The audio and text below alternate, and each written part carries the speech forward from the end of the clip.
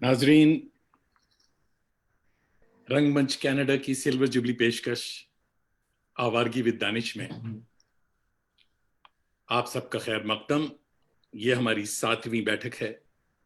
सारी दुनिया में आबाद मेरे करम फरमाओं, अजीजों, दोस्तों, फैंस और शागिर्दों को जावेद दानिश का कनेडियन आदाब, मेरी जबीन अकीदत सलाम कहती। टोरंटो की पुरबहार सुबह, मौसम मारिफाना है। मौसम गर्म हो या सर्द, शुक्र जरूर अदा किया कीजिए। नफरत और मोहब्बत की कशमकश वाले इस दौर में हौसला रखिए। जीत आखिरकार मोहब्बत की हुआ करती है। मुस्कुराइए कि आप घंटा डेढ़ घंटे के लिए सही जावेद दानिश के साथ हैं। इस पुरआशोब दौर में क़िबला प्रोफेसर सफदर इमाम कादरी उर्दू तनकीद का एक मोतबर नाम है। Head department of Urdu, college of commerce, arts and science, Pataliputra university, Patna.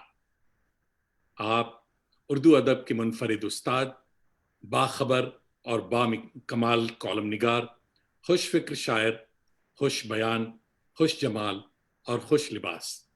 दुनिया इन्हें बड़ी इज्जत से सफदर सर कहा करती है और फकीर बड़ी मोहब्बत से जिगर सफदर भाई जानी कहता है। तो आइए सफदर साहब का इस्तकबाल करते हैं। और क़िबला सफदर साहिब, आदाब। Welcome to Awaargi with Danish. शुक्रिया शुक्रिया जावेद दानिश भाई, आपने याद रखा, आपने इस आवारगी का हिस्सा बनाया और इस अहद में आवारगी के जो नए माना आपने अपने एक्टिविटीज़ से, अपने कामों से मुतय्यन किए, उसमें मुझे शामिल आपने किया। इसके लिए ख़ास तौर से शुक्रिया।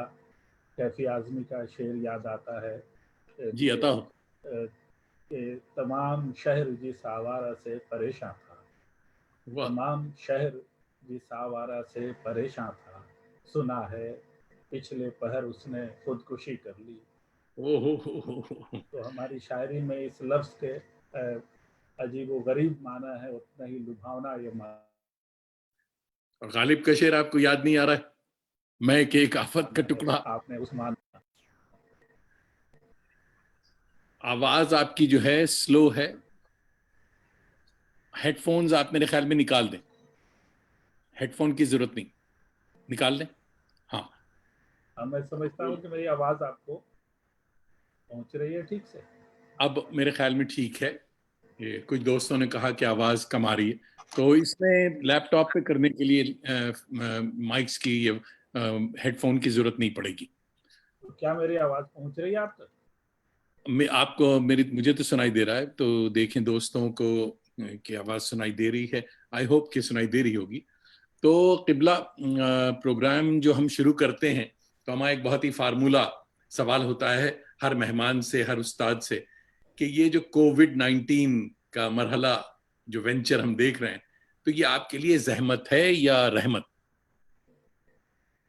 देखिए, जिन चीज़ों पे अपना अख्तियार नहीं हो, जिन चीज़ों को कायम करने में और जिन्हें ख़त्म करने में, दोनों में हमारा अख्तियार नहीं हो, तो यह कैसे मुमकिन है कि हम उसे ज़हमत कहें? अगर खुदा की तरफ से या कोई मशीयत ज़िदी ही है, अगर इसको जब्र मशीयत भी कहिए, तो इंसान के हाथ में बस इतना ही है कि उसे कबूल करे और उसके चैलेंजेस को समझते हुए किस तरह से दुनिया को आगे बढ़ना है, खुद किस तरह से कायम रहना है, इन तमाम उमूर पर उसकी नज़र होनी चाहिए। और हम समझते हैं इसीलिए कि वैसे लोग बड़ी तादाद में हैं जिन्होंने इस ज़हमत को रहमत के तौर पर इस्तेमाल किया और ज़्यादा काम कर सके, अपने को संभाल सके, ज़हनी तवाज़ुन कायम रख सके और बहुत कुछ बेहतर कर सके। वाह वाह, बहुत अच्छा। तो हम सबों का बचपन बेशुमार यादें लिए होता है, اور تو قبلہ کیسا تھا آپ کا بچپن اور کہاں گزرا؟ ایک بڑی تاریخی جگہ ہے. آپ جب ہندوستان کے قومی تاریخ پڑھتے ہیں تو چمپارن ستیہ گرہ آتا ہے، اور جہاں سے مہاتما گاندھی نمایاں ہوتے ہیں اور گاندھین ایج شروع ہوتا ہے، تو اسی کا جو مرکزی شہر ہے، مغربی چمپارن کا جو مرکزی شہر ہے بیتیا، وہیں میری پیدائش ہوئی. ہمارے والدین وہاں رہتے تھے اور آبائی طور پر وہیں کے باشندہ تھے. وہیں پیدائش ہوئی اور اسکول کی تعلیم اسی شہر میں ہوئی. بچپن جس طرح سے دوسروں کا بیتتا ہے، وہ بیتیا ایک ایسی بیتیا راج تھا اور آم کے باغات تھے. ہزار پیڑ کے، اس شہر کے ہر طرف ہزار پیڑ کے باغات تھے اور ان کا نام ہزاری ہوتا تھا. تو ان آم کے باغوں میں بھی گھومنے کا موقع ملا. کھیل کا بڑا میدان تھا، اس میں بھی کھیل کود میں بھی دلچسپی رہی. اور ادیبوں شاعروں کا گہوارہ تھا، کلچرل ایکٹیوسٹ، اور پھر علماء کرام اور مجاہدین آزادی. ہم نے بچپن میں ویسے بہت سارے لوگوں کو دیکھا ہے جو ہمارے گھر آنا جانا تھا. تو ایک طرح سے سب نے مل کر ہماری تربیت کی، پرورش کی، اور ہم دھیرے دھیرے دنیا کو اور اپنی تعلیم کو اور اپنے خواب اور تمناؤں کو یکجا کرنے میں کامیاب ہوئے. والد محترم کا نام بھی بتاتے جائیں ہمارے دوستوں کو، کیونکہ بیتیا کا ذکر آ رہا ہے. میرے والد محترم کا نام شرف الدین احمد تھا اور ان کا تخلص تھا اشرف قادری. وہ اشرف قادری. 1942 کی تحریک کے سرگرم رکن تھے اور پیشہ ان کا وکالت تھا. وہ ادیب، شاعر اور صاحب دیوان شاعر تھے، اور انہوں نے چمپارن میں ستیہ گرہ کی تاریخ لکھی، مجاہدین آزادی کی تاریخ لکھی. اردو اور ہندی میں ان کی کتابیں شائع ہو چکی ہیں، اور ایک پرگو شاعر تھے. ان کا کلیات بھی ابھی زیر اشاعت. واہ واہ واہ واہ، بہت اچھے. تو آپ بنیادی طور پر استاد ہیں، مدرس ہیں، پروفیسر ہیں آپ. تو پہلے اس پر بات کرتے ہیں. تو کیا آپ ہندوستان کا تعلیمی نظام جو ہے، یعنی کریکولم ڈیزائن یا سیلیبس، خاص طور پر اردو کا، تو کتنے متفق ہیں آپ اس سے؟ کیا نہیں ہے اور کیا ہونا چاہیے؟ ایک اصطلاح تعلیم میں استعمال کرتے ہیں ہم، سوشالوجی آف نالج، کہ اگر انسان مطمئن ہو جائے جو کچھ ہو رہا ہے تو پھر نئی تلاش کی طرف وہ نہ بڑھے گا، نئی چیزوں کی طرف نہیں جائے گا. تو پہلے ہی میں بغیر کسی ثبوت کے یہ جواب دے دوں کہ جو تعلیمی نظام ہے اس سے میں مطمئن نہیں.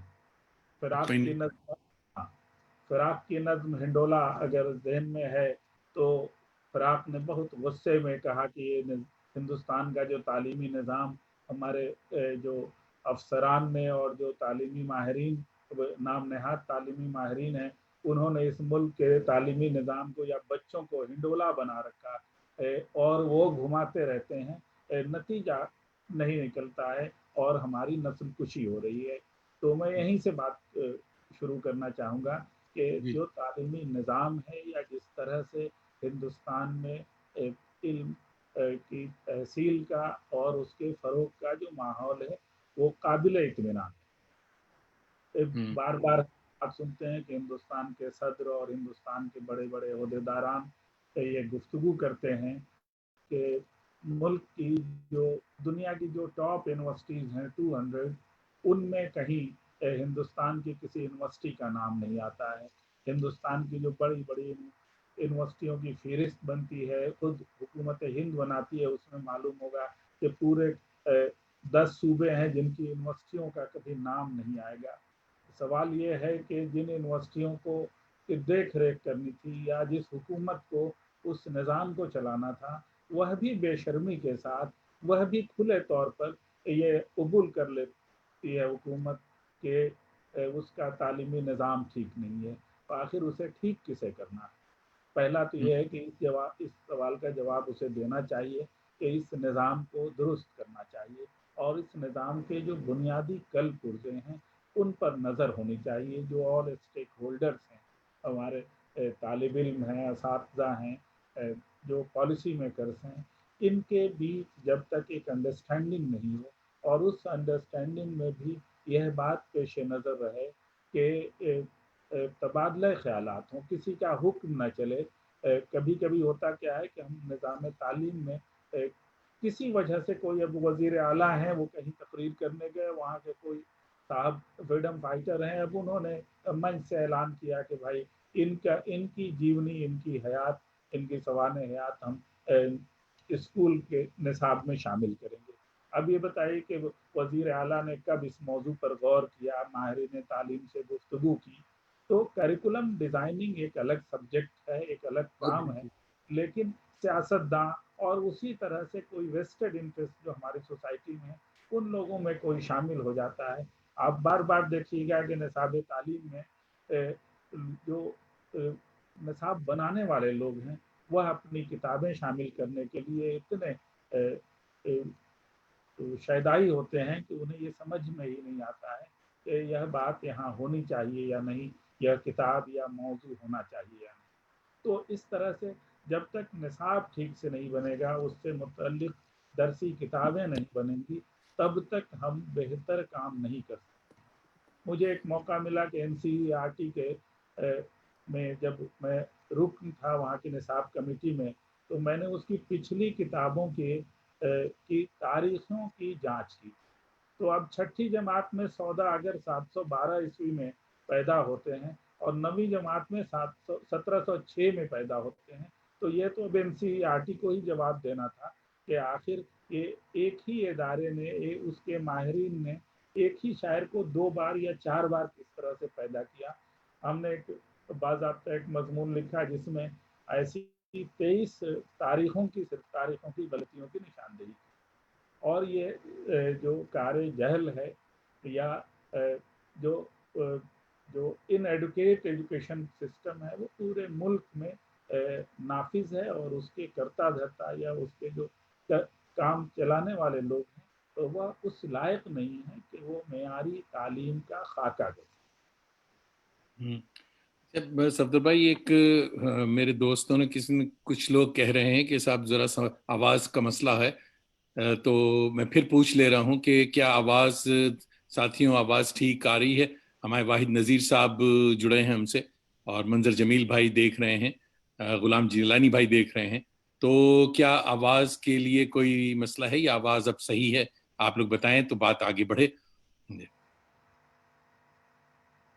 یہ زاہد الحق صاحب فرما رہے ہیں کہ مائک یوز کریں آپ. تو کیا ہیڈ فون ذرا پھر لگائیے صاحب، دیکھیے پہلے تو کوئی کہہ رہا تھا ہیڈ فون یوز نہ کریں.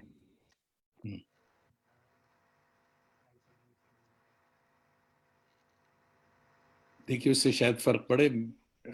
دوستوں ٹیکنیکل کچھ نہ کچھ باتیں ہوتی ہیں، مگر I think it will be okay.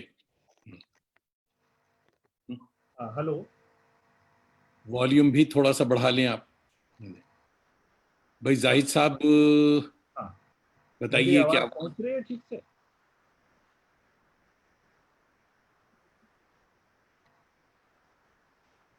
کیا ٹھیک ہے میری آپ؟ آواز پہنچ رہی ہے؟ ہاں میرے خیال میں بات کرتے رہیے تو ٹھیک. تو یہ باتیں بڑی امپورٹنٹ آپ نے بتائی، پورے سٹرکچر کی، تعلیمی سٹرکچر جو ہے ہمارا، اور یہ ساری باتیں. مگر صاحب آج کل آن لائن ٹیچنگ کا جو وینچرز چل رہی ہیں، جو باڑھ آئی ہوئی ہے، اور زوم پہ جو میٹنگز ہو رہی ہیں، کوئی کہہ رہا تھا کہ یہ سارا سرکس جو چل رہا ہے، کیا خیال ہے آپ کا اس کے بارے میں؟ آپ نے تو اتنا معقول لفظ استعمال کیا کہ میرے بھی خیالات کی اس سے ترسیل ہو گئی. میں نے اس موضوع پر کئی مضامین لکھے، اور میں نے جرمنی کی ایک مثال دی. جب سب سے پہلے جرمنی میں یہ سلسلہ شروع ہوا کہ بچوں پر کیونکہ کووڈ کے اثرات کم ہیں تو بچوں کی تعلیم کا ایک سلسلہ قائم رکھنا چاہیے. اور جرمنی میں جب حکومت نے بچوں کی تعلیم کا سلسلہ شروع کیا تو وہاں یہ مسائل سامنے آئے کہ آن لائن ایجوکیشن اس لیے نہیں دیا جا سکتا ہے کہ وہاں 80% سے ایبو فیسلٹیز نہیں ہیں.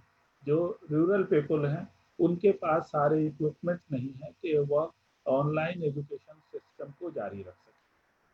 تو یہ جرمنی جیسے ترقی یافتہ ملک جس میں ساری فیسلٹیز ہیں، ٹیکنالوجی वहाँ उसका इस्तेमाल स्कूलों में पहले से मौजूद है, वहाँ ये हाल है। तो हिंदुस्तान जैसे मुल्क में जो अब भी देही निज़ाम पर टिका हुआ है, अब भी 70% से ज़्यादा ये गांव का मुल्क है, और गांव का मुल्क ही नहीं है बल्कि गुर्बत और इफलास का मारा हुआ मुल्क है।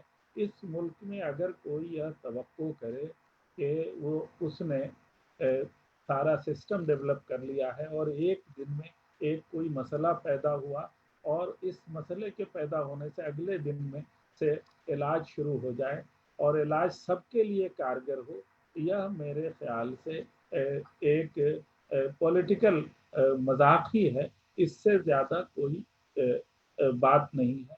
जिन लोगों ने भी अब किया कि रेडियो पे शुरू किया कि लेसन पढ़ाना शुरू कर दिया और एक लेसन पढ़ दिया, और जगह जगह सारी यूनिवर्सिटियों ने, चूँकि हिंदुस्तान में यूजीसी ने और एजुकेशन मिनिस्टर ने सबसे पहले ये फैसला कर लिया कि हम फौरन ऑनलाइन मोड में जाएंगे।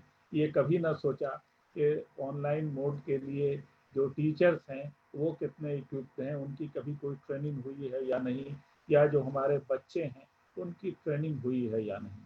बाज़ स्कूलों ने यह सिलसिला शुरू किया, 4-4 घंटे के क्लास का एक सिस्टम बनाया। अब 4 घंटे ऑनलाइन जो बच्चे रहेंगे, घर में 4 बच्चे हैं, एक लैपटॉप है या 4 मोबाइल तो नहीं है, चारों अलग अलग क्लास में है। तो यह इस तरह का एक इम्प्रैक्टिकल ये डिसीजन था कि फौरी तौर पर आप नहीं शिफ्ट कर सकते हैं, और शिफ्ट करने से पहले बहुत सारी तैयारियों की ज़रूरत है, बहुत तरह की ट्रेनिंग्स की ज़रूरत है, टीचर्स की भी और स्टूडेंट्स की।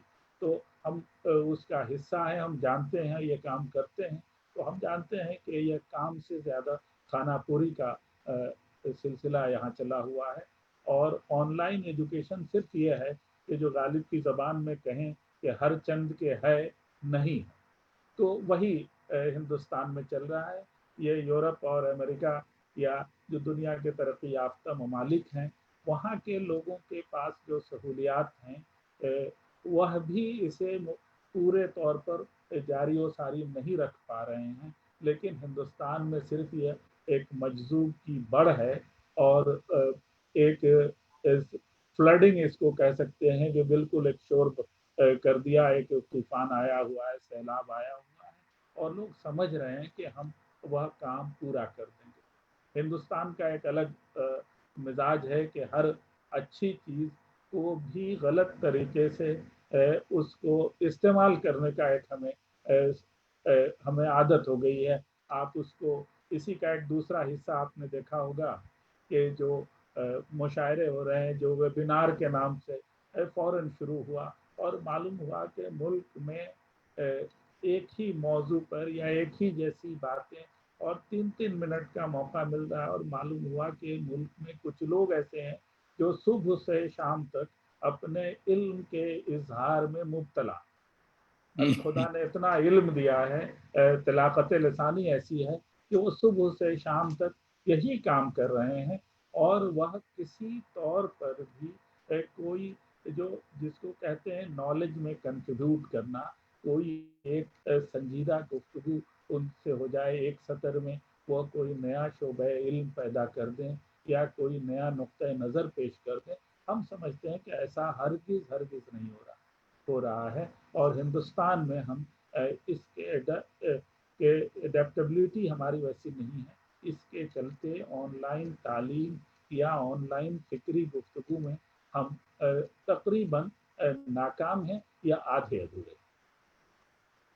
क़िबला, अभी भी कुछ दोस्तों को आवाज़ का मसला है मेरे ख्याल में। अच्छा, इसी को आप ज़रा सा इसकी माइक जो है उसको भी हाँ, आप साथ रखें। हाँ, हाँ, क्योंकि मेरी आवाज़ कह रहे हैं ठीक है। हाँ, हाँ, इस तरह से ज़रा सा जो हाँ, कहेंगे तो आप हम तो। कोशिश करते हैं। हाँ, कोशिश करेंगे हम।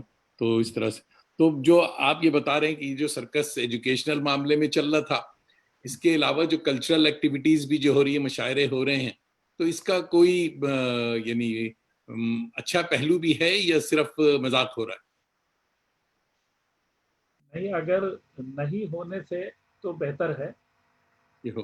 हाँ, लेकिन नहीं होने में एक गुंजाइश थी कि इंट्रोस्पेक्शन था कि लोग गौर करें कि नए मॉडल्स कैसे बनाएं, لیکن اتنی عجلت میں ہم لوگوں نے یہ کام کیا. اب جب اگر آپ مشاعروں کی فہرست صرف اٹھائیں کہ جو اس بیچ اگر 20 مشاعرے ہیں ان کی فہرست آپ اٹھائیے گا تو اس میں آپ خود ہندوستان اور پاکستان جو اردو کے پرانے مدر لینڈ ہیں ان کے حساب سے آپ بھی عالمی شاعر ہیں.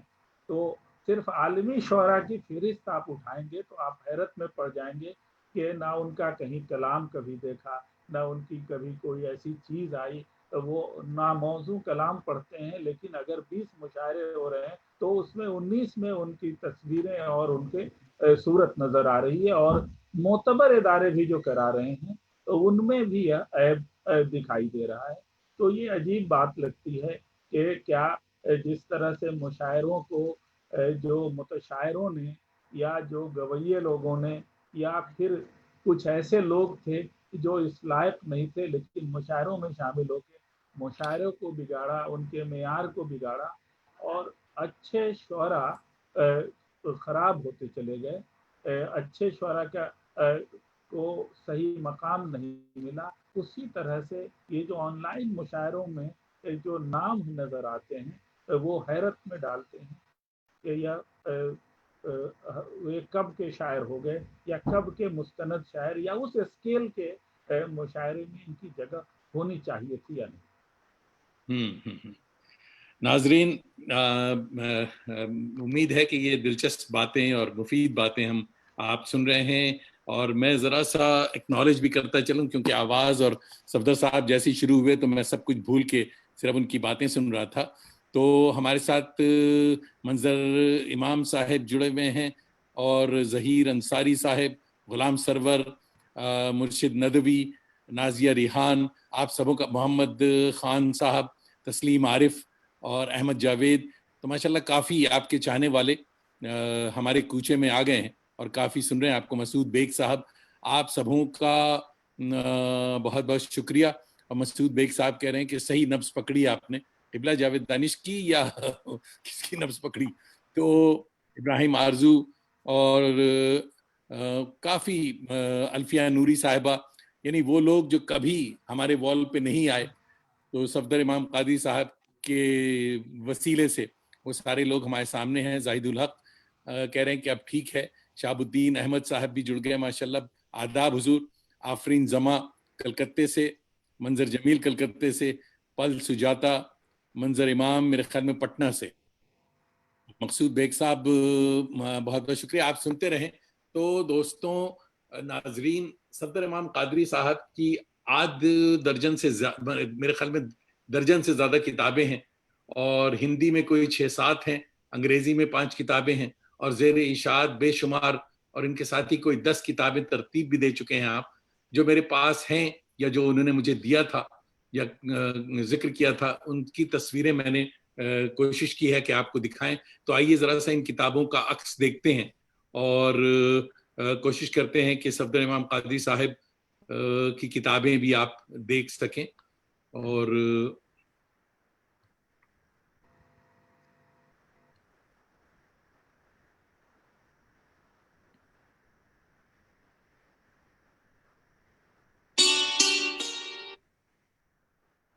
اچھا صاحب، وہ کتابوں کی سلائیڈز ابھی ہم لگائیں گے، مگر ایک بہت دلچسپ تصویر ہمارے ہاتھ آئی ہے، اور بات یہاں سے شروع کرتے ہیں کہ صفدر امام قادری صاحب کے اسٹوڈنٹس جو ہیں وہ تنقید کے حوالے سے ان کو James bond of Urdu critics کہتے ہیں. تو میرے خیال میں صفدر بھائی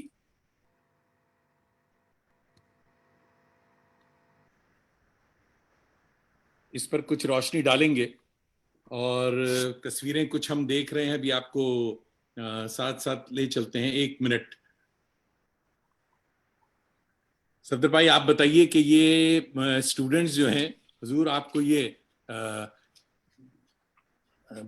James bond of Urdu criticism کیوں، کس طرح سے یہ کہتے ہیں؟ اگر اس کو تنقید نگار کے طور پر اس کا میں جواب دینا چاہوں جی جی تو پہلا تو یہی ہے کہ یہ محبت کرنے والے لوگوں کا اگر کہنا ہے تو محبت سے تنقید کا کچھ خاص رشتہ نہیں ہوتا، مگر وہ باتیں جو میں نے صاف صاف کھری کھری اور بے روک ٹوک دو ٹوک انداز میں تنقید میں کہیں، اس سے کچھ نہ کچھ میری امیج بنی ہوگی، کچھ نہ کچھ ایسی بات ہوئی ہوگی کہ یہ شخص مصلحت اندیشی کے پرے جا کر کچھ بات کہنا چاہتا ہے۔ تنقید کا یہ ایک خاص ڈسپلن ہے، اور تنقید ہم نے جن کو پڑھ کر ہم نے تنقید لکھنا سیکھا، جن لوگوں کو، اس میں کلیم الدین احمد ہمارے لیے بڑے معزز رہے۔ کلیم الدین احمد سے ہم نے سیکھا کہ کیسے تنقید لکھی جاتی ہے، کس انداز سے اپنی صاف صاف باتیں کی جاتی ہیں، تو کلیم الدین احمد سے سیکھا۔ تو ایک ڈسیسو باتیں کہنا اور تنقید میں ایک اسٹینڈ لینا، یہ ہم نے کوشش کی، اور اسی طور پر لوگوں نے محبت سے اگر کچھ کوئی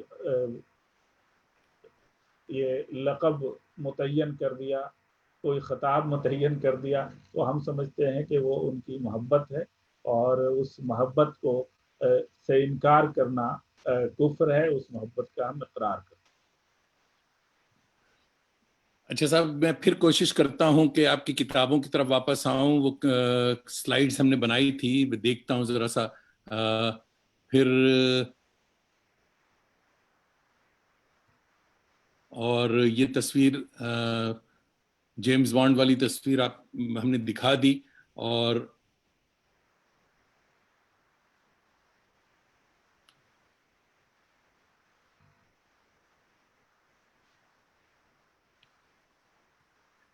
یہ دوسری کتابیں صاحب مل گئی مجھے، یہ تصویریں۔ تو یہ جناب صفدر امام قادری صاحب کی کچھ کتابوں کا عکس ہے ہمارے پاس، تو وہ میں دکھا رہا ہوں۔ اور یہ اردو اصناف ادب، تنقید و تحقیق کی نئی جہتیں، محمد حسین آزاد کا تنقیدی شعور، مشاہدات، پس عرض ہنر، یعنی یہ میرے خیال میں یہ کافی مین کتابیں ہیں جو ارزداشت، عہد سر سید کے ادبی و علمی نقوش، دنیا عجب بازار ہے مجتبیٰ حسین کے منتخب خاکے، اور صلاح الدین پرویز کا آئیڈینٹی کارڈ۔ تو صاحب آئیے صفدر بھائی، اس پہ یہ بڑی دلچسپ کتاب ہے، مجھے یاد ہے 94 یا 96 کی بات ہے، اور بہت شور تھا اس کتاب کا، ہمارے پرویز صلاح الدین صاحب کی کتاب آئیڈینٹی کارڈ۔ تو اس پر آپ ذرا بتائیے کہ یہ کیا معاملہ تھا کہ آپ نے پوری کتاب اس پہ لکھ دی؟ 1991 میں صلاح الدین پرویز کو ساہتیہ اکیڈمی ایوارڈ دیا گیا۔ ساہتیہ اکیڈمی ایوارڈز اس زمانے میں کچھ اس طرح سے ملنے لگے تھے کہ ہر آدمی یہ بات جانتا تھا کہ پروفیسر گوپی چند نارنگ وہ ساہتیہ اکیڈمی کی اردو کمیٹی کے کنوینر تھے، اور کہ ان کی مرضی سے یہ ایوارڈز دیے جا رہے ہیں۔ اور دو چار برس پہلے بھی صلاح الدین پرویز کا اس سلسلے سے نام آنا شروع ہوا تھا کہ ان کو اب ایوارڈ ملے گا، اگلے سال ملے گا، اور اخباروں میں یہ بات شائع ہونے لگی تھی۔ میں نے کوشش کی تھی کہ اسی زمانے سے صلاح الدین پرویز کے سلسلے سے جو رسائل، اخبارات میں چیزیں شائع ہو رہی ہیں، ان کو جمع کیا جائے، اور اسی بیچ انہیں ایوارڈ ملا، اور ایوارڈ ملا تو ان کے سلسلے سے جو پہلے سے کنٹروورسیز تھیں، وہ رائٹر کیسے ہیں، وہ ناول نگار کیسے ہیں، ان پر مالی طور پر لوگوں کی مدد کر کے مضمون لکھانے کا اور تخلیقات جمع کرنے کے بھی الزامات طرح طرح کے تھے۔ ان سب چیزوں کے ڈاکومنٹری پروف ہم نے پہلے سے جمع کر رکھی تھی۔ جیسے ہی ایوارڈ ہمیں ملا تو میں نے سوچا کہ اس کام کو مستقل کیا جائے۔ اخبار میں پہلے مضمون لکھا، پھر ایک سلسلہ بنتا گیا، اور 112 صفحے کی کتاب ہو گئی۔ اس کتاب کی خاص بات یہ ہے کہ وہ صرف صلاح الدین پرویز کے لیے نہیں ہے، بلکہ میں نے کوشش کی کہ اس 1994 تک جو ساہتیہ اکیڈمی ایوارڈز دیے گئے تھے، ان میں تکنیکی طور پر کیا گڑبڑی ہوئی تھی یا حقداروں کا حق کس طرح سے چھینا گیا تھا، ان سوالوں کو تفصیل سے اٹھایا۔ ایک مکمل باب اس میں ہے کہ ساہتیہ اکادمی انعامات کی حقیقت۔ وہ باب آئینہ ہے کہ آپ دیکھیں کہ اگر جب جس کو جی میں آیا اس کو انعام دیا، اور جب جس کو چاہا نہیں انعام دیا گیا۔ اب اس کی بات اس کی روح سے کلیم الدین احمد کو انعام نہیں ملا، کرشچندر کو انعام نہیں ملا، قاضی عبد الودود کو انعام نہیں دیا گیا، تو آخر بھائی یہ ساہتیہ اکیڈمی ایوارڈ کس لیے ہے؟ تو ہم نے یہ ایک سوال اٹھایا تھا اور اس میں کوشش کی تھی کہ پورے اردو حلقے میں ہندوستان سے پاکستان تک اس موضوع سے جو بحث ہوئی تھی وہ سب سامنے آ جائے، صاف صاف اپنی بات کہی تھی۔ اور اتفاق سے اردو میں میری وہ پہلی کتاب تھی، لیکن کئی لوگوں نے کہا بھی کہ بھائی ایسی کتاب آپ جب لکھیں گے، جب ہم نے وہ 1991 میں ہی وہ مکمل کر لی تھی، تو ایسی کتاب لکھیں گے تو ملازمت کہاں سے ملے گی؟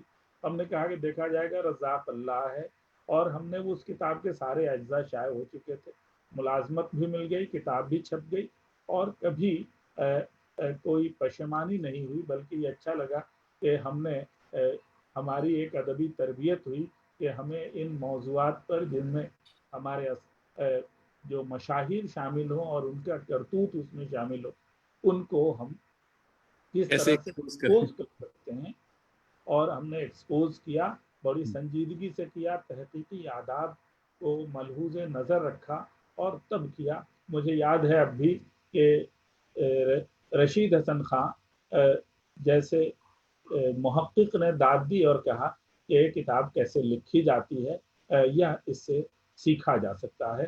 آپ نے بہت ہی سلیقے سے اپنی بات، اپنا کیس اسٹیبلش کیا ہے، اور ثبوت اور دلائل کے ساتھ ساری باتیں۔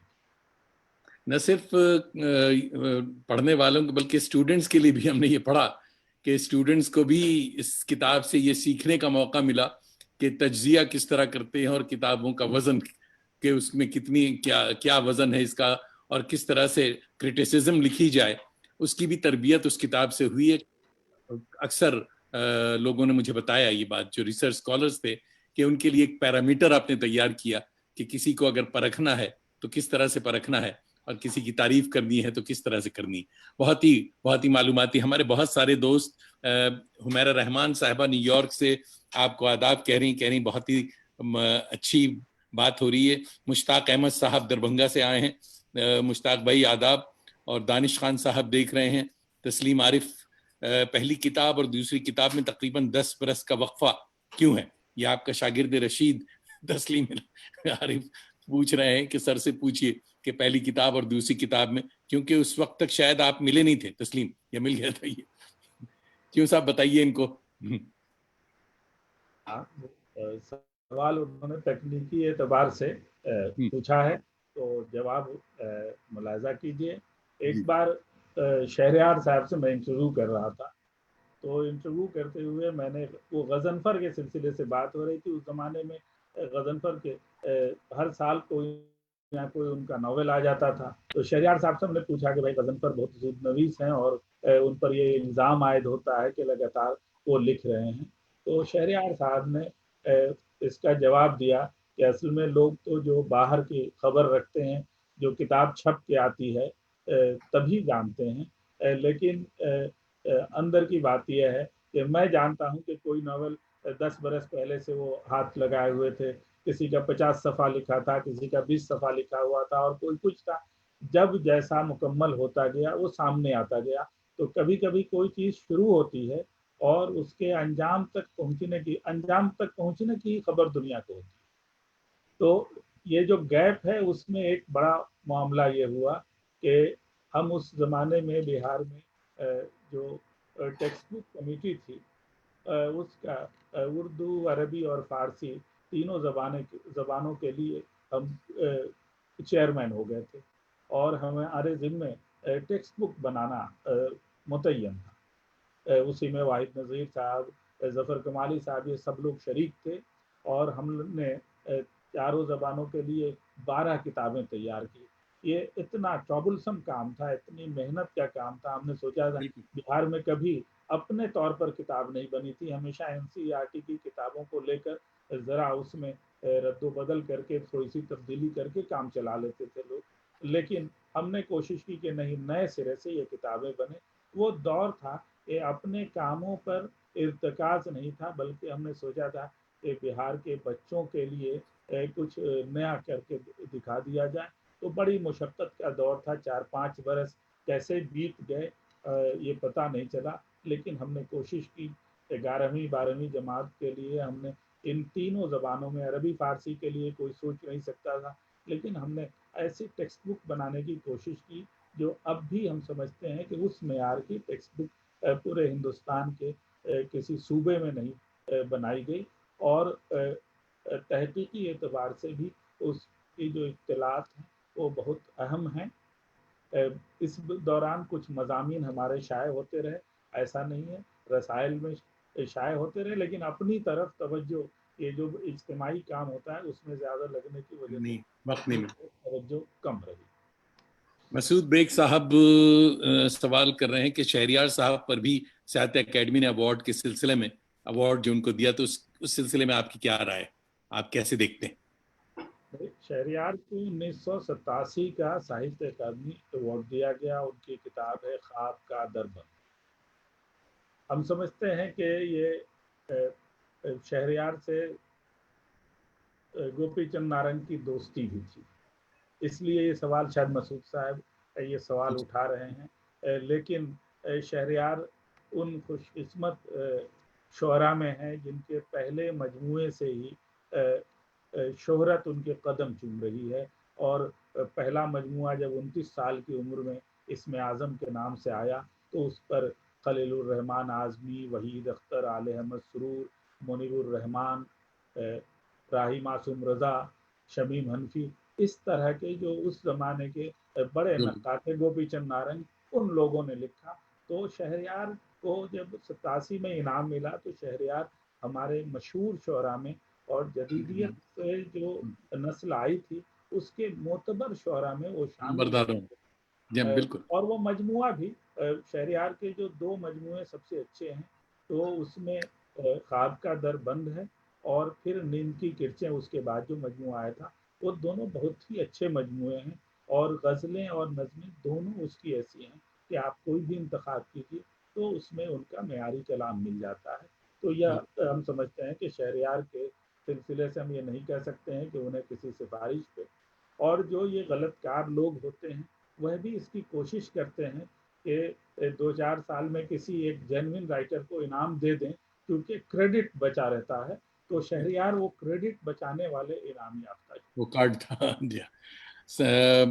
सालिया रशीद साहिबा मेरे ख्याल में इलाहाबाद से हमारे साथ जुड़ी हैं, आदाब कह रही हैं। वालेकुम अस्सलाम मोहतरमा, शुक्रिया। और मंजर इमाम साहब हैं। असलम परवेज भाई भी आदाब कह रहे हैं।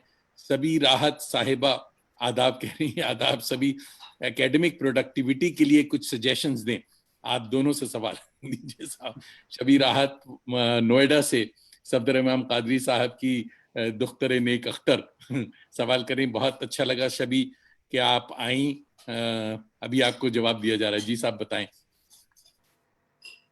ये एक बार हमने इनकलाब में जो वीकली कॉलम मेरा आता है, उसमें हमने नौखेज आबादियों के लिए, और जो यूनिवर्सिटी की हमारी जो नस्ल है जो BA MA और PhD कर रही है, इनके सिलसिले से कि उनकी क्रिएटिविटी कहाँ जा रही है और उन्हें किस तरफ मोड़ना चाहिए, इस सिलसिले से हमने 2-3 मज़ामीन लिखे। और उनमें मैंने कोशिश की थी उस ज़माने में भी कि जवाब तलाश किया जाए। ये हमारा बड़ा मसला है कि हमारी यूनिवर्सिटियों में अब जो बच्चे आ रहे हैं वो पहले दिन से ही वो नक्काद और मुहक्किक अपने को पेश करते हैं, उसी के तौर पर वो सामने आते हैं। अब कोई शायर बनना नहीं चाहता, कोई अफसाना निगार बनना नहीं चाहता, कोई नावल निगार बनना नहीं चाहता। एक बड़ा तबका सिर्फ जो 2-4 मज़ामीन लिख दें तो अपनी किताब शाये करा दें, क्योंकि उनकी वो मुलाजमत में उसके वेटेज मिलते हैं, वो बड़ी जल्दी में हैं। तो अब अगर पूरी ऐसी नस्ल सामने आए, तो हम हमेशा टेक्स्ट बुक बनाने का मैंने बहुत काम किया है, तो हमेशा मेरे जहन में ये बात होती है कि आज से जब 20 साल बाद कोई किताब बनेगी, तो अगर हमारी नस्ल में सिर्फ नक्काद और मुहक्किक होंगे या नाम नहाद नक्काद और मुहक्किक होंगे, तो हमारे ज़माने के अफसाना निगार और नावल निगार कहाँ से? तो यह एक हमारे असातिज़ा की एक बड़ी जिम्मेदारी है कि अपने तलबा को क्रिएटिव राइटिंग की तरफ, अफसाने लिखने की तरफ, नावल लिखने की तरफ, ड्रामे की तरफ और तख्लीकी अदब को फ़रोग देने की तरफ उन्हें उनमें रुझान पैदा करें और कोशिश करें, बिल इरादा कोशिश करें कि वह तख्लीकी अदब की तरफ उनका झुकाव हो। अगर ये न होगा तो अभी तो ये बात समझ में नहीं आ रही है, लेकिन 20 बरस 25 बरस के बाद वह खतरनाक दौर आएगा। तो वरना आप देख लीजिए कि हमारी पहले यूनिवर्सिटियों में एक आसानी थी कि मोइन हसन जज्बी भी हमारे उस्ताद थे, अभी अभी तारिक छतारी उस्ताद थे, गजनफर उस्ताद थे, तो शहपर रसूल उस्ताद हैं। तो यह ऐसे लोग हैं जो क्रिएटिव। तरतीब में नहीं है, लेकिन तख्लीकी अदब के एतबार से बड़े नुमाइंदा लोग हैं। अभी नई उम्र के लोगों में वह राशिद अनवर राशिद अलीगढ़ मुस्लिम यूनिवर्सिटी में है, बेहतरीन शायर हैं, नक्काद भी हैं, लेकिन असल पहचान शायर की है। सिराज अजमली हैं, शायर हैं। उसी तरह से अहमद महफूज शायर हैं। कौसर मजहरी हैं जो तनकीद और तख्लीकी अदब के साथ ये कोशा रहे हैं। तो एक बड़ा तबका अभी बचा हुआ है, लेकिन वह जिनकी परवरिश कर रहे हैं उनमें खाल खाल ऐसे लोग नज़र आ रहे हैं। तो ये हमारी बड़ी जवाबदेही है कि हम अफसाना निगार, नावल निगार, तख्लीककार पैदा करें और इसके लिए बच्चों को इसकी तरबियत दें। हमने उदयपुर में 3-4 साल पहले एक लिटरेरी फेस्टिवल हुआ था, तो हमने ये तजवीज़ की थी और बड़ी लोगों ने पसंद किया। रतन सिंह उस फंक्शन में मौजूद थे। हमने कहा कि रतन सिंह मौजूद हैं, हमारे रिसर्च स्कॉलर हैं, क्यों नहीं कोई इनसे अफसाना नगारी का गुर सीखना चाहता है। आपके लिए सलाह आम है, आप रतन सिंह से, और जो खाली वक्त हो, लंच का ब्रेक हो या जब जब मोहलत हो, रतन सिंह से के साथ बैठिए और अफसाना नगारी सीखिए। और हम जानते हैं कि उस वर्कशॉप के दौरान उस 3 दिन में एक ऐसी लड़की सामने आई जिसने उसी बीच अफसाना लिख लिया, और जब अफसाना लिख लिया रतन सिंह ने उसकी इस्लाह की और सब कुछ ठीक किया। हमने कहा कि इसे शाये करेंगे और हमने अपने रिसाला सदफ में उस अफसाने को शाये किया। तो आज भी गुंजाइश है, हमारे पास ऐसी क्रिएटिविटी है, हमारे पास नस्ल ऐसी है जो मैदान में उतर सकती है, लेकिन असातिज़ा की जिम्मेदारी बढ़ गई है और असातिज़ा को ये काम बहुत संजीदगी से और मुस्तैदी से करना चाहिए। आई होप कि शबीर आहत साहिबा को जवाब मिला है और वो बहुत जल्द जो नॉवेल लिख रही हैं उसको सामने लाएंगी, या अगर नहीं लिखना शुरू किया है तो लिखना शुरू कर देंगी। सब महमूद अहमद हमारे दोस्त न्यूयॉर्क से देख रहे हैं, आपको आदाब कहते हैं। महमूद साहब शाहिद अहमद देलवी साहब के साहबजादे हैं, और परवेज मलिकजादा लखनऊ से हमारे बहुत अच्छे दोस्त शामिल हैं। और परवेज साहब आपका शुक्रिया। शाइस्ता आमिर टोरंटो से देख रही हैं, निदा फिरदौस पटना से, और मोहम्मद मुर्शिद नदवी साहब, आप तमाम लोगों का, नाहिद खातून साहिबा, वालेकुम अस्सलाम।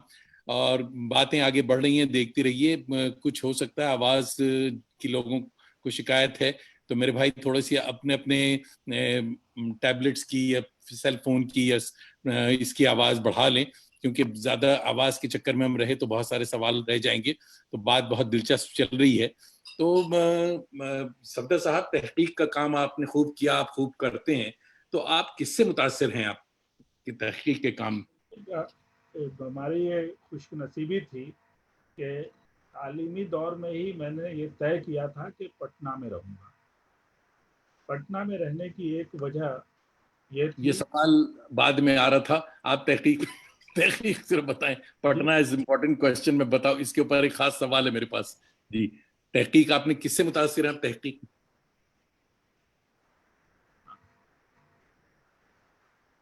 जी, हमने बताया कि मैंने पहले ही ये तय किया था कि पटना शहर में मैं रहूँगा, और पटना रहने का अनस्टेबल योर इंटरनेट। हेलो। जी आ रही है आवाज, बोलिए। हाँ हाँ, तो पटना में रहने का मकसद ये था कि पटना में खुदाबख्श ओरिएंटल पब्लिक लाइब्रेरी है, जी जी। और मुझे ये मौका मिला था कि दिल्ली और अलीगढ़ और दूसरे शहरों की भी जो उर्दू से मुतल्लिक बड़ी लाइब्रेरियां हैं, मैं उसे देखता रहा हूँ। तो मुझे मालूम था कि उससे बेहतर खुदाबख्श लाइब्रेरी है, और मुझे यहीं रहने का मैंने तय किया।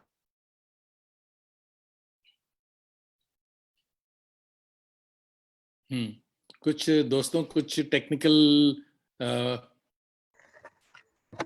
मसला है, सफदर भाई ऑफलाइन हो गए मगर अभी जुड़ेंगे। तो बहुत ही इम्पोर्टेंट, बहुत ही अच्छी बातें चल रही हैं। तो मुझे उम्मीद है कि अभी ये आवाज़ का मसला भी हम ठीक करते हैं। और अतहर खान साहब हमारे दोस्त देख रहे हैं टोरंटो से। मसूद बेग साहब, आपके सवालात अभी पेश किए जाएंगे। और तस्लीम आरिफ और मंजर जमील साहब, अर्शी नकवी, वालेकुम अस्सलाम।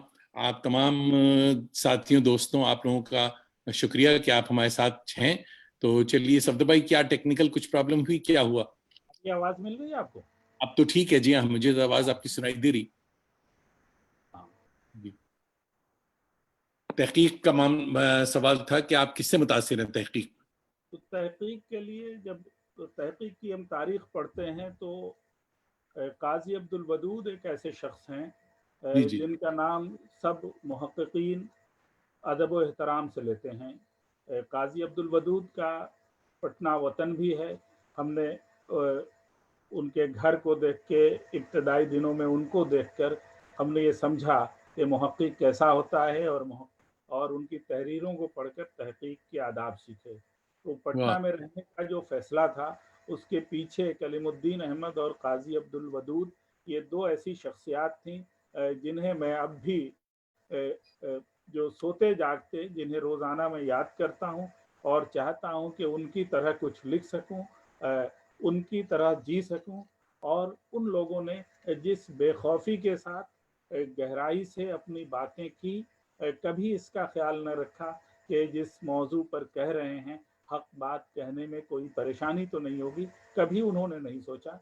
तो मैं उन खतूत पर चलना चाहता हूँ, और खुदा का फजल है अब तक उसी अंदाज में तनकीदी और तहकीकी तहरीरों को पेश करता रहा।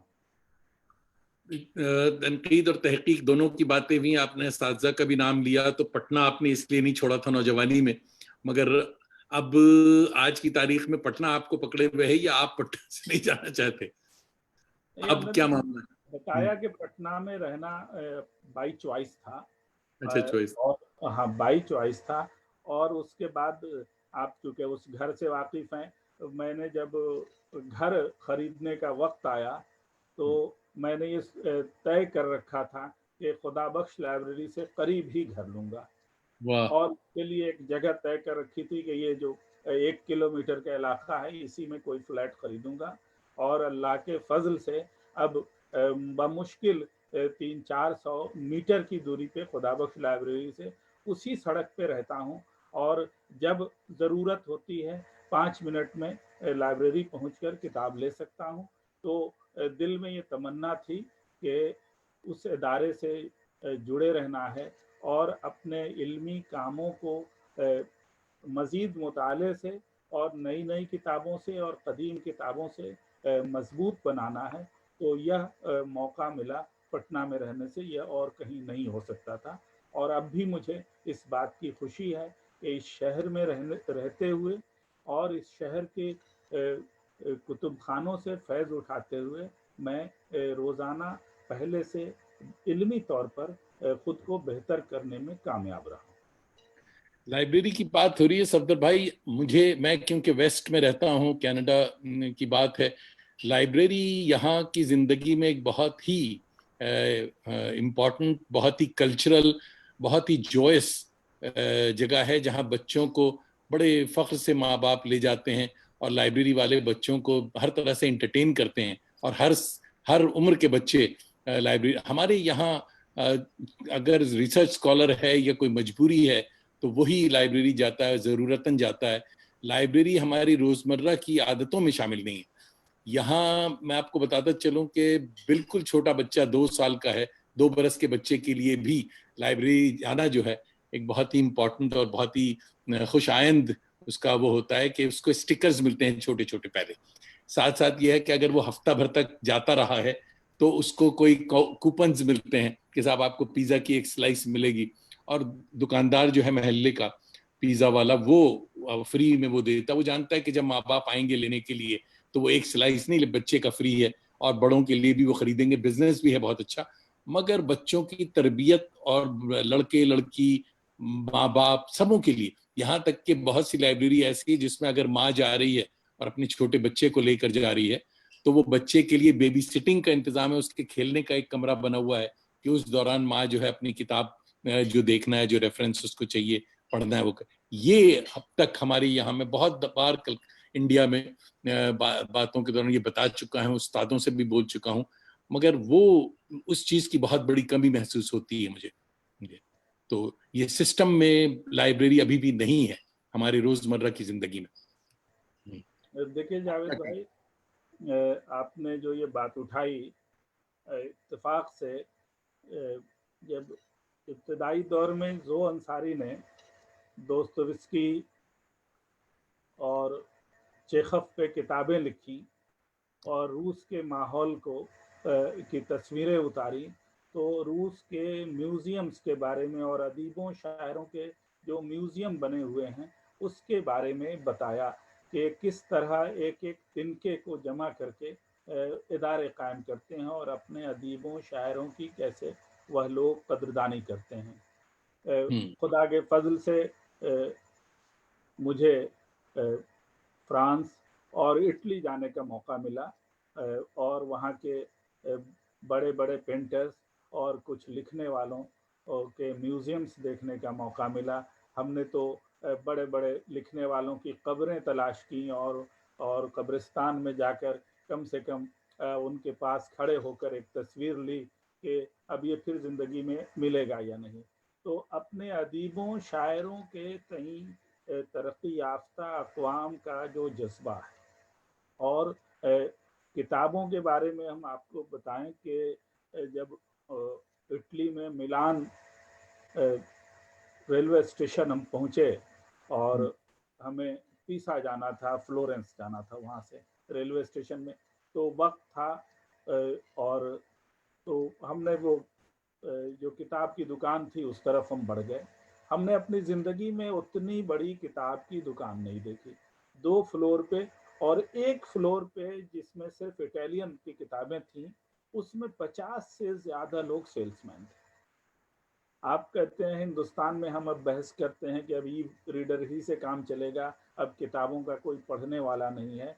लेकिन मिलान जैसे शहर में जिसकी आबादी 10 साढ़े 10 लाख की है, लेकिन वहाँ 10 मतलब वहाँ जितनी बड़ी किताब की दुकान है कि 50 सेल्समैन एक फ्लोर पर हैं और सिर्फ वो फ्लोर इटालियन किताबों के लिए है।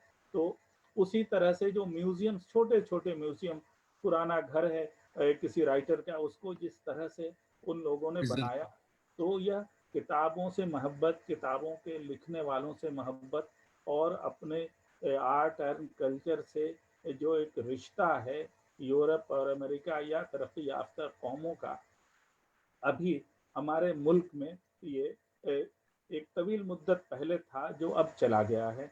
अब हमारे यहाँ इसका शऊर नहीं है। हम लाइब्रेरीज के जब जाइए तो लाइब्रेरीज में जब उसूल यहाँ पता कीजिएगा तो आप हैरत में पड़ जाइएगा कि उसूल ऐसे हैं कि वह रीडर भाग जाए। आप 2 सफ़े का आपको ज़ेरॉक्स कराना है, वो बताएंगे कि 1 हफ्ते के बाद मिलेगा, अभी बताएंगे कि मशीन ख़राब है। वह लाइब्रेरियाँ जो दुनिया की मशहूर लाइब्रेरियाँ हैं, तो छोटी लाइब्रेरियों को कौन कहे।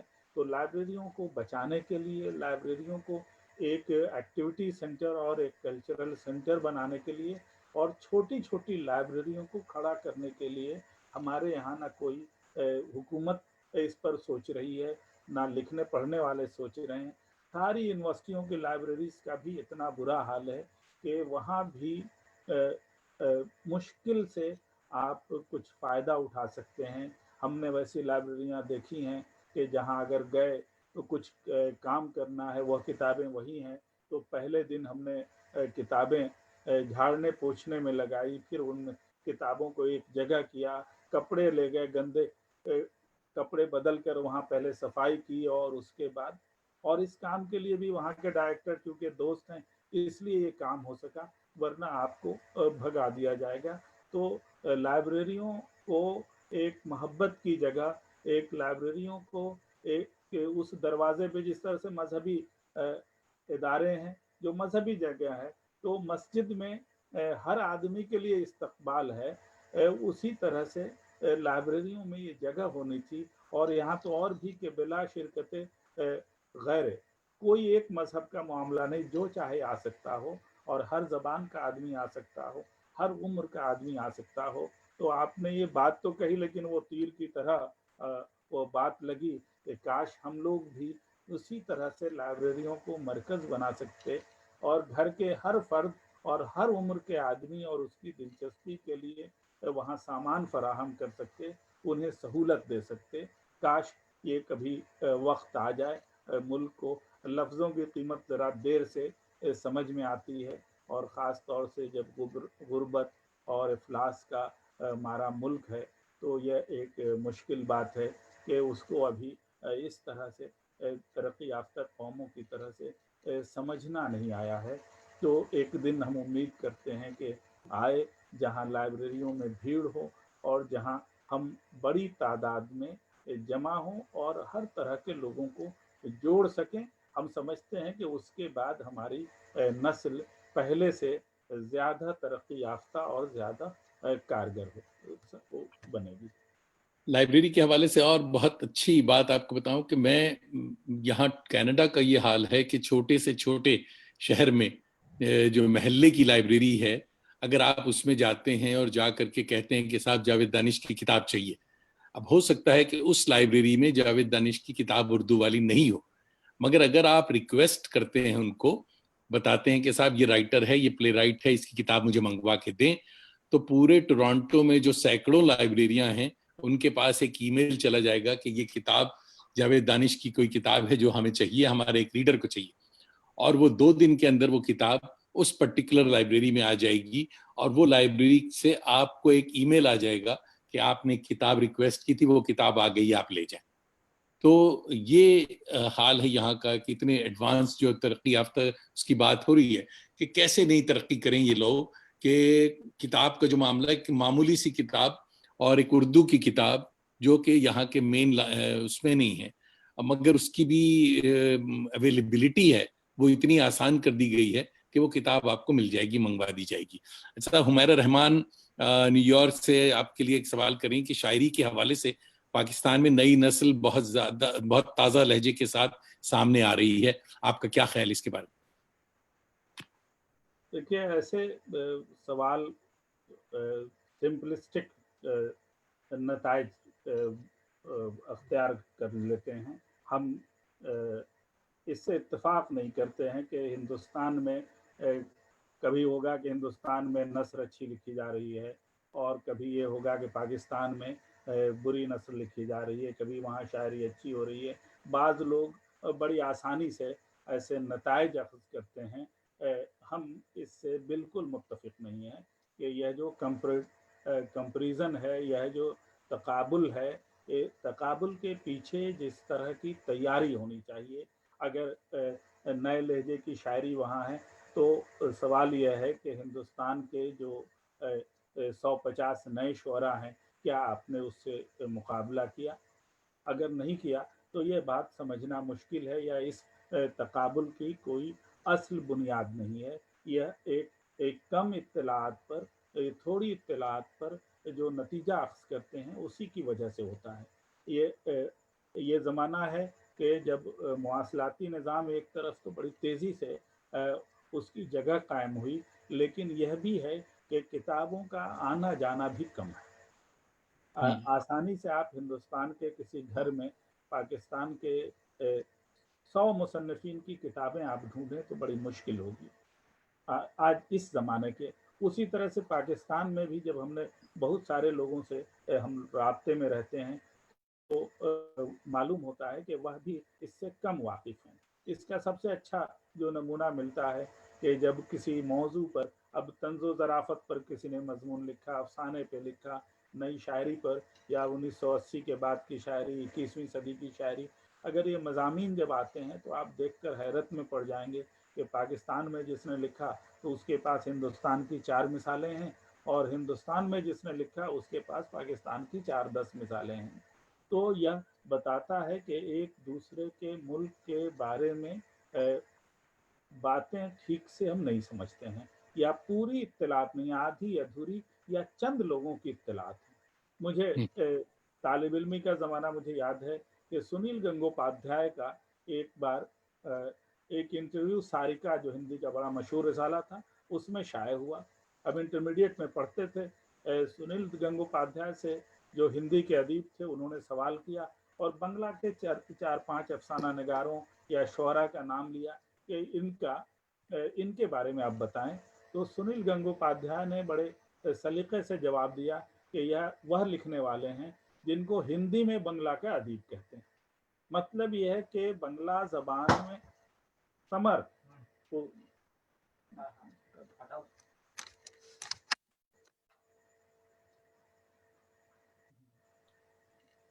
कोई बात, जी जी।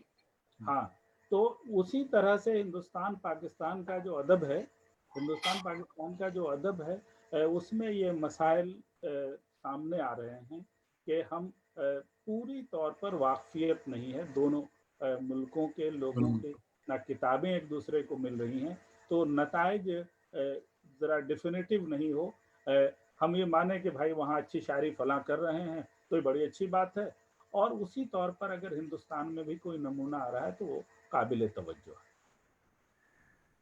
शबी राहत साहिबा बहुत एक्टिव हैं आज। वो कह रहे हैं कि टी.एस. एलियट के बारे में भी आपको बात करनी चाहिए क्योंकि उनका आपके काम पर क्या इन्फ्लुएंस रहा है।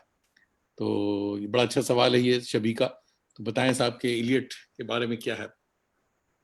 देखिए, उर्दू मुआशरे के लिए एलियट एक गैर उर्दू अदीब नहीं है।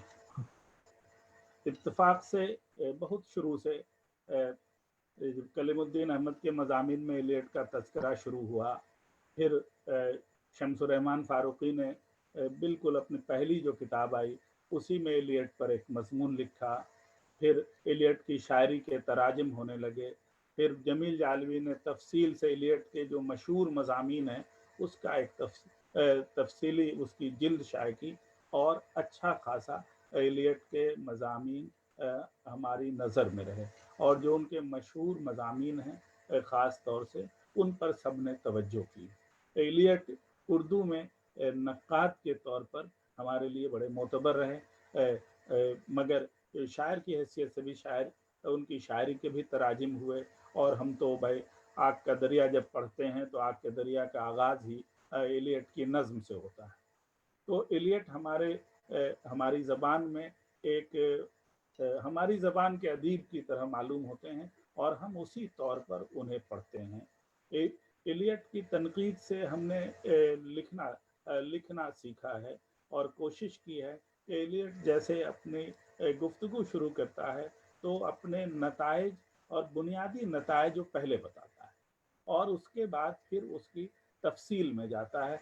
मैंने जब एलियट का मज़ामीन पढ़े तो सबसे मुझे ये बात पसंदीदा मालूम हुई कि जो मेन अजम्पशंस हैं और उनकी बुनियाद पर जो आप अपनी गुफ्तगू करेंगे वो आप पहले बता दें और उस पर आप आगे जाएं, उसे डेवलप करें। मैंने अपने मज़ामीन में इस तकनीक का इस्तेमाल किया, और मुझे ये खुशी है कि एलियट को पढ़ते हुए ये बात समझ में आई कि अपने नताइज का, बुनियादी नताइज का ऐलान पहले ही कर देना चाहिए, और हमने ये एलियट से सीखा। सब तैयब नुमानी साहब हमारे दोस्त हैं, कलकत्ते से देख रहे हैं, बहुत बहुत शुक्रिया आप सबों का। मसूद बेग साहब कह रहे हैं कि लाइब्रेरी बनाने के ताल्लुक से अच्छी नसीहत है, और डिजिटल लाइब्रेरी की बात हो रही है। मंजर जमील साहब पूछ रहे हैं डिजिटल लाइब्रेरी का ज़माना है, तो इसके बारे में आपका क्या ख्याल? ये सब इजाफी वसाइल हैं। हर ज़माने में ऐसे वसाइल रहे हैं।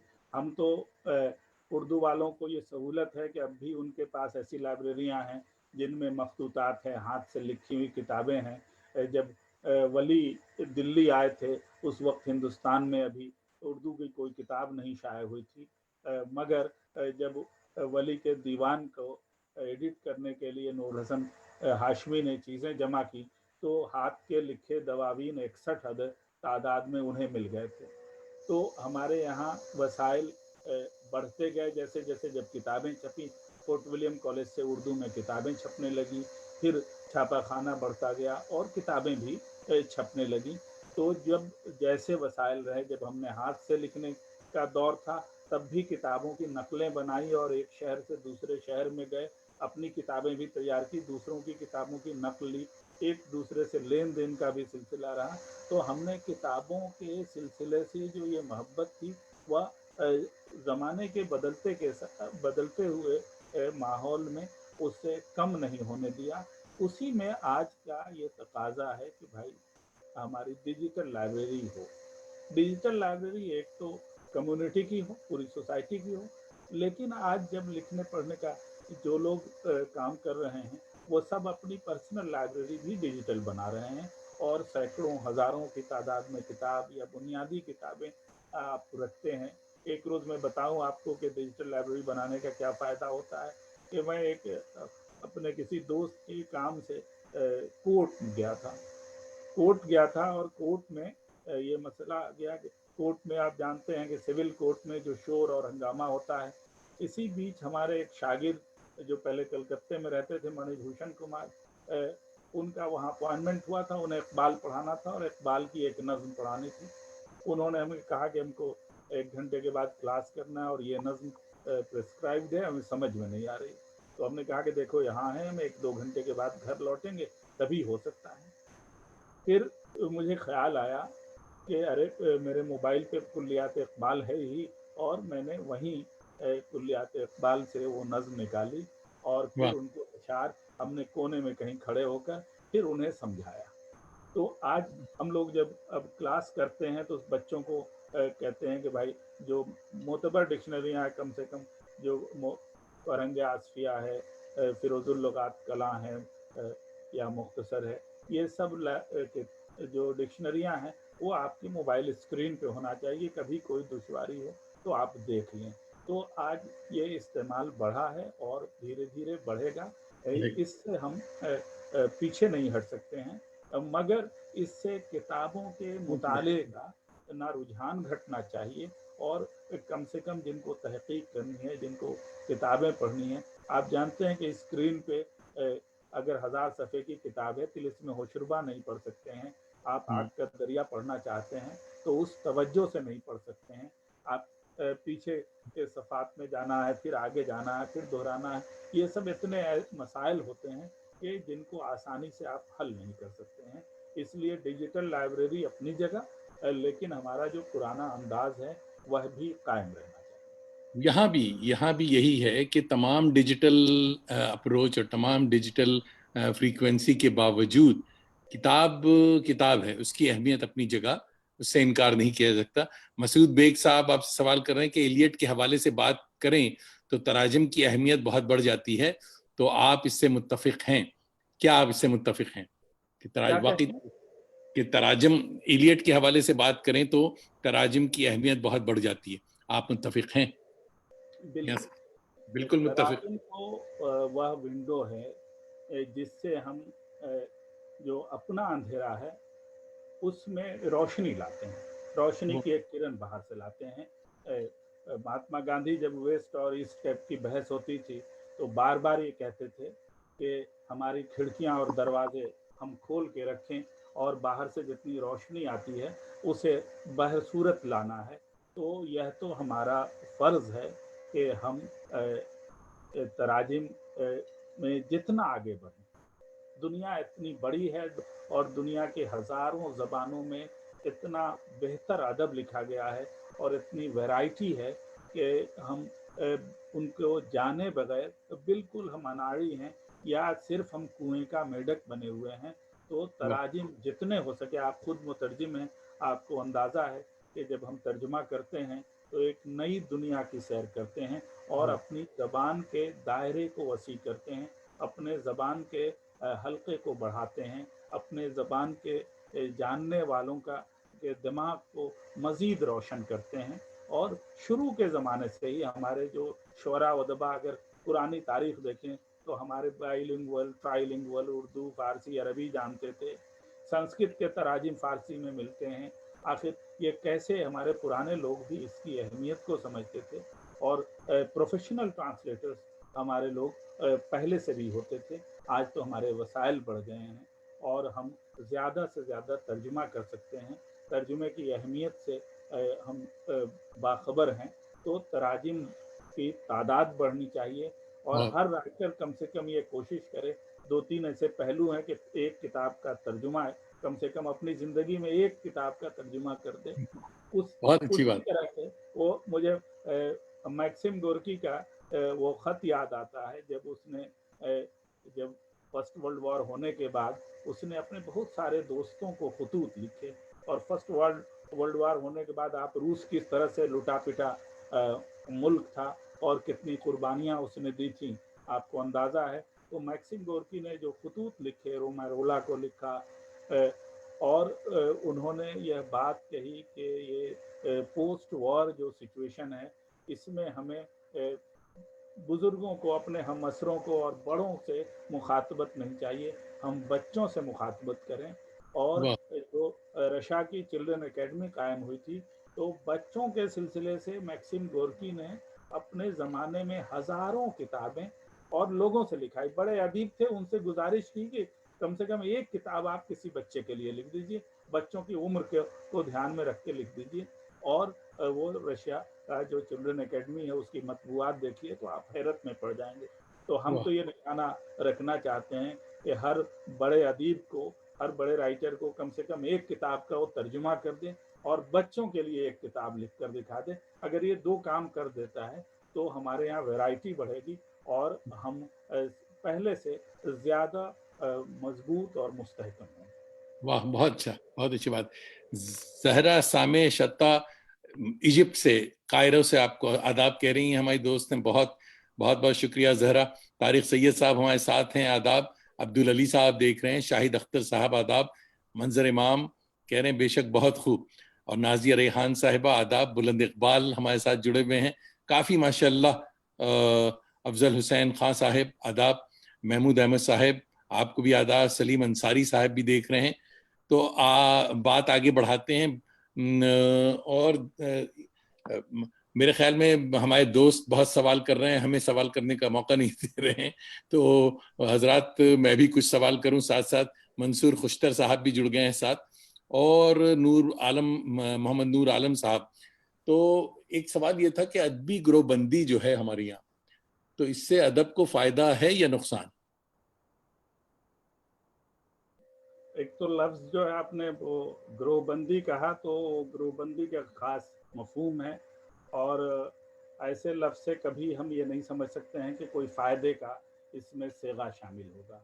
और ग्रोहबंदी जब ग्रोह बनाते ही हैं तो डाकुओं का ग्रोह हम जानते हैं, हम चोर उचक्कों का ग्रोह जानते हैं। कभी हमने नहीं सुना होगा कि शुअरा का ग्रोह है या फ़िलोसोफ़रों का ग्रोह है। वो ग्रोह लफ्ज़ नहीं कहते हैं और कोशिश करते हैं कि इससे ज़्यादा मोतबर लफ्ज़ और इससे ज़्यादा मीठे अल्फाज इस्तेमाल करें। तो अदबी ग्रोहबंदी बिल्कुल जो सियासत से सीखे हुए लोग और सियासतदानों की पसंद के लोग अदबी इदारों का हिस्सा होते हैं और इसी वजह से सारी परेशानियां होती हैं। अगर कोई आपको अगर अपनी ज़बान का बड़ा अदीब है, उसको कोई अगर बड़ी जगह मिलती है और वह कोई पॉलिसी बनाता है, भाई रशिया के पूरे जो अदबी काम थे लेनिन ने मैक्सिम गोर्की के हवाले कर दिया और आप देखते हैं कि वो बड़े बड़े सलीके से वो काम हुआ।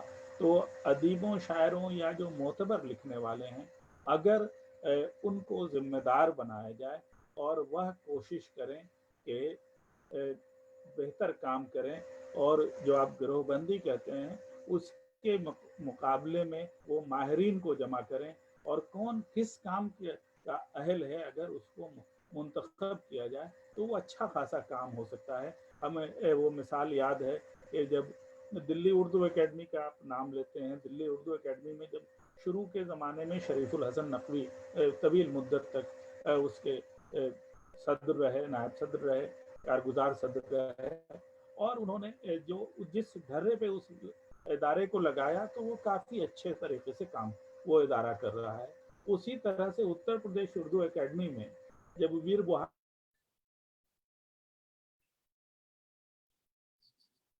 बहादुर सिंह वहाँ पे यूपी के वजीर महमूद इलाही साहब, और वो जब वजीर आला होते थे महमूद इलाही साहब को गोरखपुर से उठाते थे, कहते थे कि चलिए उर्दू एकेडमी आप संभालिए। महमूद इलाही 2 बार हुए, 3 बरस बीच में गैप रहा। महमूद इलाही ने जो प्रोजेक्ट बनाए और दरसी किताबें और बहुत तरह की किताबों का जो खाका बनाया, तो जो वो 3 साल उनका पीरियड था, उसके बाद भी 3 साल वही काम होते रहे और फिर वो आ गए। आज आप देखिएगा कि उत्तर प्रदेश उर्दू एकेडमी की हजारों किताबें बाजार में हैं और सस्ती कीमत पे, और वो जो किताबें बनी उसमें इराब लगा हुआ है और उन्होंने माहिरीन को उसमें शामिल किया था। महमूद इलाही का ये कभी उन्होंने ये नहीं सोचा कि ये हमारा दोस्त है, यह हमारा, नाअहलों को उसमें नहीं शामिल किया। किताबें बनाना या इदारे चलाने में अगर नाअहल शामिल होंगे तो अकरबा परवरी होगी और उसका मेयार मुतासिर होगा। तो आज गिरोहबंदी से ऊपर उठकर हमें उस मेयार की तरफ बढ़ने की जरूरत है। हमारे बासिर काजमी साहब लंदन से आपको आदाब कह रहे हैं। बासिर भाई बहुत बहुत शुक्रिया आप शामिल हुए। आबिद सलीम साहब टोरंटो से आपको सुन रहे हैं, और शाहिदुल आरिफीन कलकत्ते से, नदीम जिलानी भाई हमारे दोहा कतर से, और एहतिशाम जमील हमारे भांजे साहब हैं माशाल्लाह, ये कराची से आपको सुन रहे हैं। और वक्त बड़ी तेज़ी से गुजरता जा रहा है। हफ्सा अख्तर बांग्लादेश से, तो माशाल्लाह बड़े भात भात के लोग आपके वजह से हमारे साथ आ गए हैं, और आप सबों का बहुत बहुत शुक्रिया। और इन तमाम वेंचर्स जो हैं, इसके आपने बहुत सारी दस्तार आपको कुदरत ने अता की भी है, और बहुत इसमें एक एक्टिविटी आपकी जो है वो, आप सदफ इंटरनेशनल के डायरेक्टर भी हैं, तो कुछ उसकी एक्टिविटी की बात हो जाए। आपने जो अभी अदबी गिरोहबंदी की बात की, उसी को तोड़ने के लिए एक कोशिश हम लोगों ने की, जिसमें आप खुद शरीक रहे हैं और काफ़ी आपका ताउन रहा है। कि बज़्म सदफ हमने एक इदारा बनाया, शहाबुद्दीन अहमद और हमने मिलकर ये काम शुरू किया, और फिर लोग जुड़ते गए और एक आलमी इदारे का तसव्वुर रखा, जिसको प्रोग्राम मकामी सतह के या कौमी सतह के नहीं होंगे।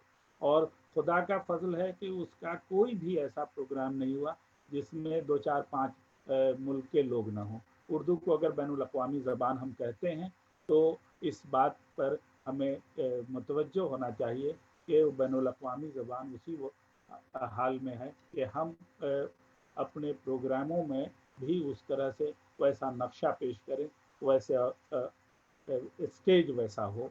तो बज़्म सदफ ने ये काम किया। बज़्म सदफ मुख्तलिफ मुल्कों में जा जाकर प्रोग्राम करती रही है। बज़्म सदफ ने बहुत सारी किताबें शाये की, और जो प्रोग्राम किए वो मेयारी प्रोग्राम हुए, और जैसे जो सेमिनार हुए तो उन सेमिनारों की मकालात का मजमुआ शाये किया। हमने जिनको अवार्ड दिया, कोशिश की कि उनके सिलसिले से किताबें शाये हों और हम दुनिया भर में फैलाएं।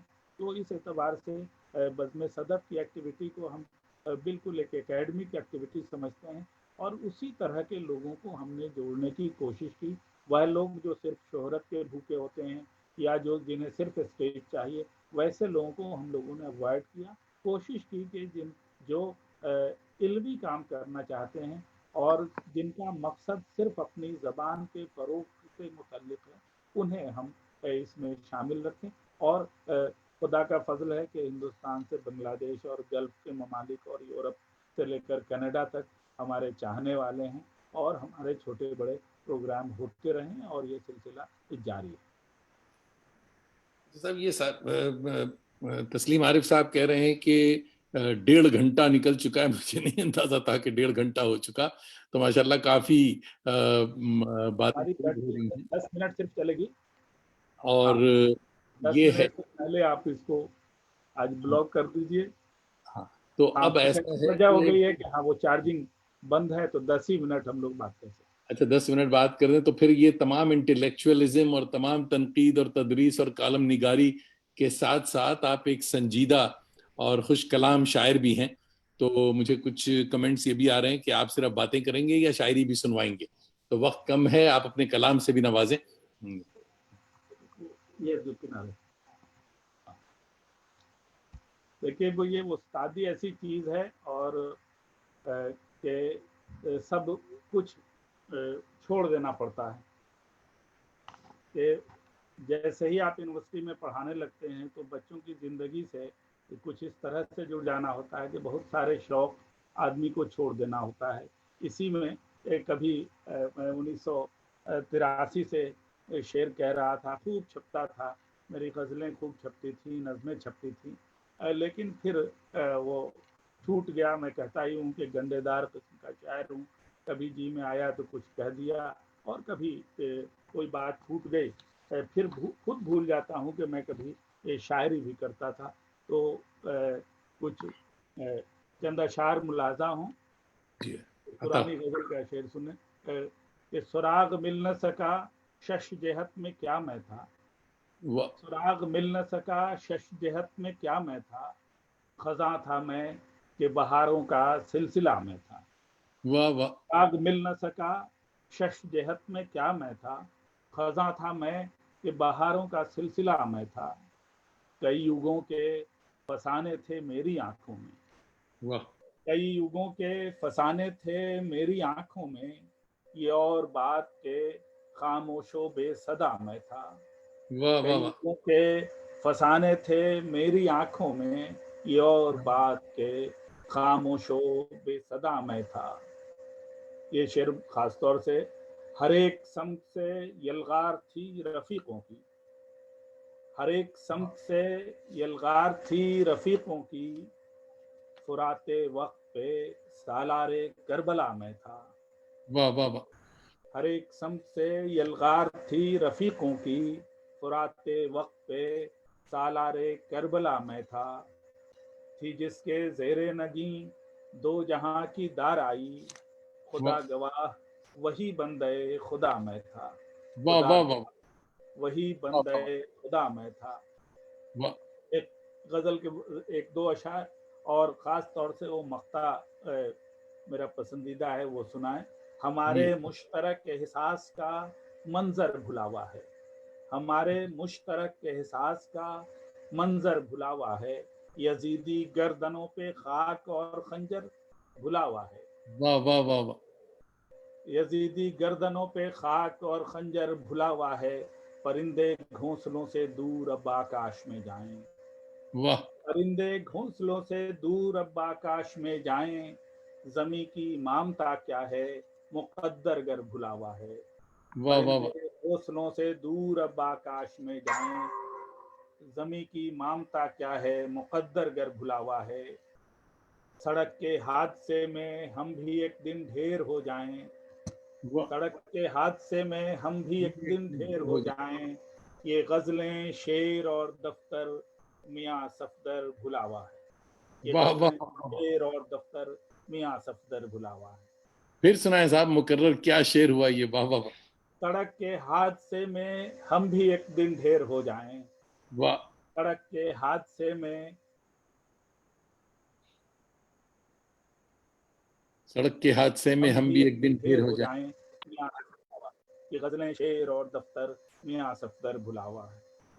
ہم سمجھتے ہیں کہ ہم کنکلوڈنگ ریمارک آپ دیجئے. ہاں بیٹری اب کنکلوڈنگ ریمارکس کا معاملہ یہ ہے کہ برادری کے لوگ آپ کے شاگرد رشید لوگ کہہ رہے ہیں کہ صاحب ایک سیشن اور ہونا چاہیے. یہ بات صحیح ہے دوستوں کہ صفدر امام قادری صاحب کے لیے 1 گھنٹہ 2 گھنٹہ جو ہے وہ کافی نہیں ہے, پورے دن کا سیمینار چاہیے. انشاءاللہ وہ بھی کریں گے کبھی. تو اس وقت لگتا ہے کہ صفدر امام قادری صاحب کہہ رہے تھے کہ 10 منٹ کی صرف وہ باقی ہے, اور وہ لگتا ہے کہ ان کی لیپ ٹاپ کی لائبریری لیپ ٹاپ کی بیٹری جو ہے وہ ساتھ چھوڑ گئی ہے. ان سے ہم نے گھنٹے کے لیے کہا تھا مگر کافی دیر ہو گئی.